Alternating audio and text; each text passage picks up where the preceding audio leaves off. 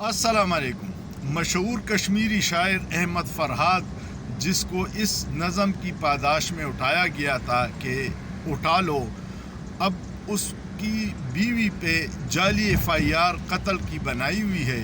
और अहमद फ़रहाद का कहना है कि हैरत की बात यह है कि मुद्दई 5 पेशियों पे नहीं आया और जज साहब को चाहिए था कि इस मुकदमे से मेरी बीवी को ख़ारिज कर दे, लेकिन उन्होंने ज़मानत कैंसिल करके उसको जेल भिजवा दिया, रिमांड पे दे दिया।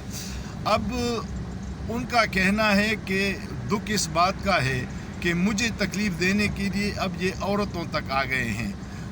बलोच पहले से नाराज़ है, पख्तून नाराज़ हैं, सिंधी नाराज़ हैं, और कश्मीरियों को भी अगर हम नाराज़ कर दें तो हम पाकिस्तान का भला नहीं कर रहे।